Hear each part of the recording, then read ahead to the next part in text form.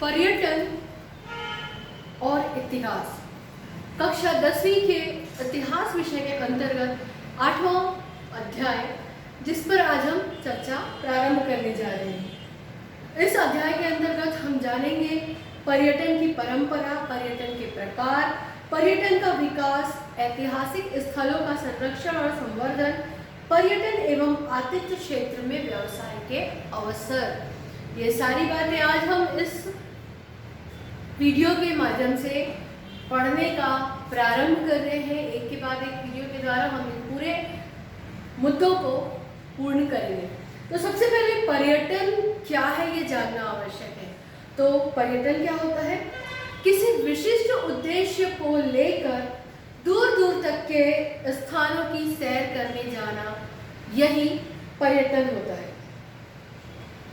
हमारे देश में प्राचीन काल से ही पर्यटन की परंपरा जो है वो प्रचलित है और तीर्थाटन करना, स्थानीय और धार्मिक सांस्कृतिक मेलों में जाना, दूर दूर तक जाना, विद्यार्जन करना, ये सारी बातें पर्यटन के अंतर्गत आती हैं और प्राचीन समय से ही हमारे देश में पर्यटन का रिवाज चला आ रहा है। लोगों में जागृति उत्पन्न करने के लिए स्वयं गौतम बुद्ध ने भी भारत के अनेक प्राचीन नगरों का पर्यटन किया।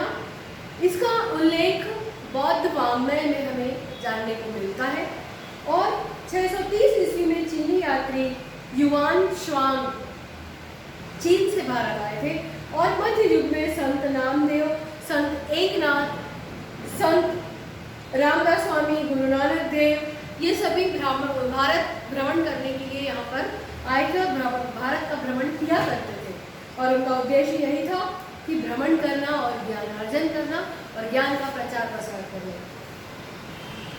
19वीं शताब्दी के उत्तरार्ध में थॉमस कुक ने 600 लोगों की लीस्टर से लाखबरों इस रेल के द्वारा पर्यटन का सैर का आयोजन किया था और यूरोप की भव्य वृत्ताकार सैर सफलतापूर्वक संपन्न कराई गई थी। तो कुक ने ही पर्यटक टिकट बेचने का एजेंसी का व्यवसाय प्रारंभ किया और आधुनिक युग का प्रारंभ इसी प्रकार हुआ। संसार के प्रथम यूरोपीय खोजी यात्री के रूप में बेंजामिन ट्यूडेला विख्यात है। उनका जन्म स्पेन में हुआ था 1959 ईस्वी में 1159 से 1173 ईस्वी के बीच उन्होंने France, Germany, Italy, Greek, Syria, अरबस्तान, इजिप्ट, इराक, पर्शिया, भारत और चीन देशों की यात्राएं की। उन्होंने अपनी यात्रा के दौरान जो भी अनुभव हुए उन्हें अपनी दैनंदिन डेली डायरी में उन्होंने लिखा और यह दैनंदिन इतिहास का महत्वपूर्ण दस्तावेज बना। हम इतिहास के स्रोत में हम इस बात को पहले ही पढ़ चुके हैं कि घुमंतु जो लोग हुआ करते थे, जो घूमते थे और उनके द्वारा लिखी गई बातें हम इतिहास का स्रोत है, इतिहास जानने का हमारे लिए साधन है। ये उसी में से एक उदाहरण है कि बेंजामिन ट्यूडेला के द्वारा घूमने पर जो ज्ञान अर्जन हुआ उन्होंने इतिहास में, उन्होंने दैनंदिन में लिखा और वो आज इतिहास को जानने का एक प्रमुख स्रोत बना हुआ है। उसके बाद हम देखते हैं मार्को पोलो। मार्को पोलो 13वीं शताब्दी में इतालवी यात्री मार्को पोलो ने एशिया महाद्वीप और विशेष रूप से चीन का यूरोप से परिचय कराया। एशिया महाद्वीप और चीन, इन दोनों को जोड़ा इन्होंने और 17 वर्ष चीन में रहे। एशिया की प्रकृति, सामाजिक जीवन, सांस्कृतिक जीवन और व्यापार का परिचय संसार के सामने लाने में मार्को पोलो का सबसे बड़ा योगदान है और इसके पश्चात ही यूरोप और एशिया के बीच संवाद प्रारंभ हुआ और स्पष्ट रूप से, स्वाभाविक रूप से उसके बाद वहां पर उनके बीच व्यापार भी प्रारंभ हुआ।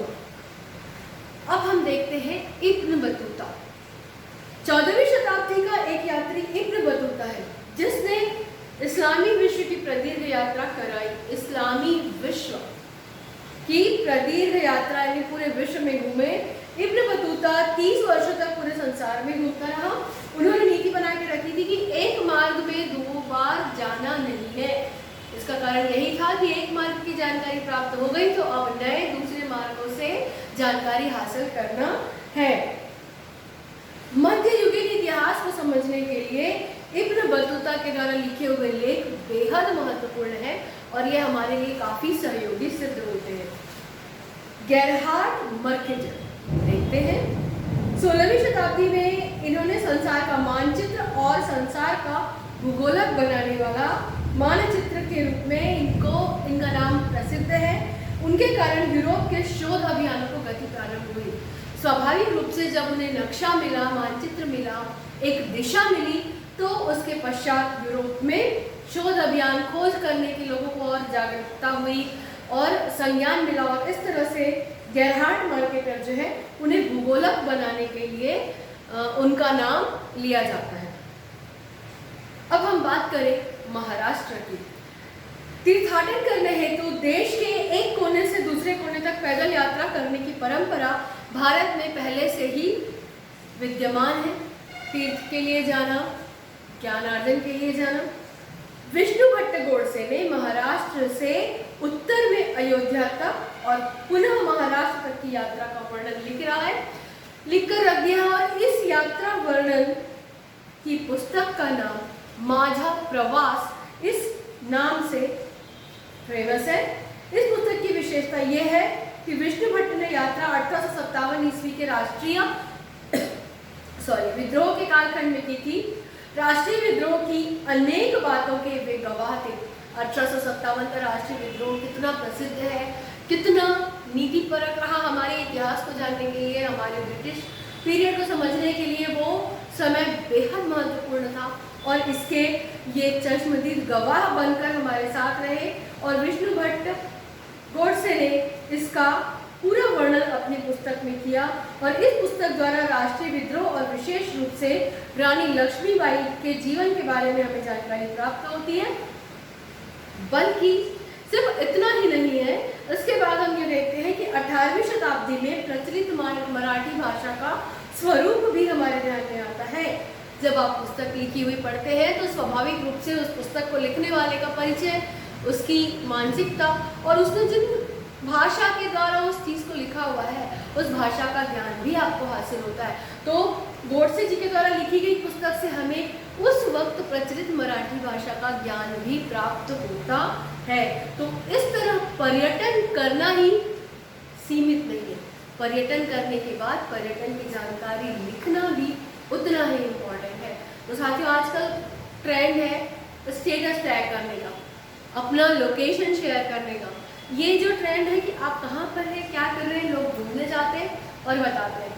ये और बात है कि पैंडेमिक ने सब कुछ ध्वस्त कर रखा है, लेकिन फिर भी कहीं ना कहीं लोग जाते हैं। तो पर्यटन के लिए जाना, पर्यटन में जहाँ गए हैं वहाँ की बातें शेयर करना, ये तो आज हम सोशल मीडिया पे कर ही रहे हैं। परंतु जब सोशल मीडिया नहीं था तब क्या था, ये चीज़ लिखित रूप में लिख दी जाती थी, व्यवस्थित कर दी जाती थी, संरक्षित करके अगली पीढ़ी को ये जानकारियाँ देने के लिए उसे व्यवस्थित रूप से संजो कर रखा गया, जिसे आज हम इतिहास के रूप में पढ़ते हैं। तो साथियों, पर्यटन किस प्रकार चला और कौन कौन प्रमुख लोगों ने पर्यटन की और पर्यटन की शुरुआत हुई, ये हमने देखा। अगले वीडियो में हम देखेंगे कि पर्यटन के प्रकार क्या क्या है। तो तब तक आप इन बातों का आनंद लीजिए और पर्यटन को आज के सोशल मीडिया के साथ को रिलेट कर समझने का प्रयास कीजिए।